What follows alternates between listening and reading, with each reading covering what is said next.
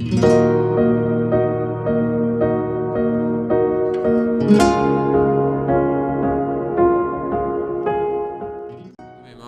موسیٰ کاظم علیہ السلام کا دور، اللہ صلی اللہ علیہ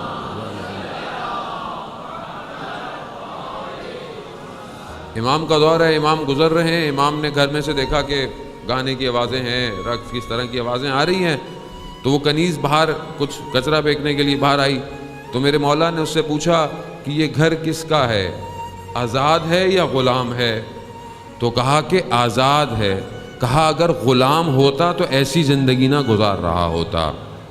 اب جب اس نے سنا، جب وہ پہنچی تو جو اس کا آقا تھا اس نے بولا دیر کیوں ہوئی؟ کہا ایسا ایسا ہوا، امام گزر رہے تھے، انہوں نے مجھ سے پوچھا تو میں نے کہا کہ آزاد کا گھر ہے۔ امام نے کہا اگر غلام کا گھر ہوتا تو ایسا نہ ہوتا۔ اب اس کی طینت میں کہیں کوئی خوبی تھی، کہیں کوئی خوبی تھی تو اسی حالت میں بھاگا۔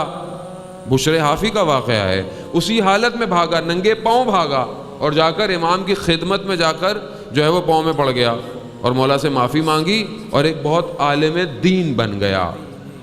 یعنی طینت میں اچھائی تھی کہیں نہ کہیں، اسی لیے پروردگار نے اس روحوں کے اندر اچھائیاں رکھی ہیں کہ شاید منقلب ہو جائیں۔ آج آپ کو پوری دنیا کے اندر کئی لوگ مسلمان ہوتے نظر آتے ہیں کہ شاید کافر تھے، شاید ہندو تھے، شاید عیسائی تھے، یا حتیٰ دین نہیں رکھتے تھے، مگر آج آپ دیکھتے ہیں کہ وہ کسی نہ کسی بات کی وجہ سے منقلب ہو گئے ہیں، ان کے دل جو ہے وہ کنورٹ ہوتے جا رہے ہیں۔ کیوں ہو رہے ہیں؟ اگر یہ راستہ واضح ہوتا تو کوئی بھی ادھر سے ادھر نہ آتا۔ نہیں، شاید آپ کو سمجھ میں نہیں آیا۔ اگر طینت میں اچھائی نہ ہوتی تو حر کبھی بھی ادھر سے ادھر نہ آتا۔ یعنی خدا نے رکھی ہے اور یہاں پر بھی برائیاں رکھی ہیں۔ کیوں رکھی ہیں؟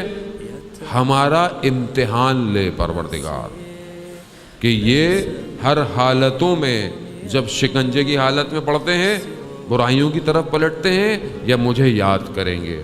خوب یہ دو ڈفرنٹ قسم کے ایسے نظریات نہیں ہیں، یہ باقاعدہ دو بلاک ہیں جو انسان کی خلقت سے ایک دوسرے کے ساتھ لگے ہوئے ہیں، اور یہ ہمارے وجود کا خاصہ ہے۔ وہ مومن سے غلطی ہوتی ہے، مومن گناہ کرتا ہے، کیوں کرتا ہے؟ کیونکہ اس کے طینت میں چیزیں مخلوط ہیں۔ عزیزان محترم،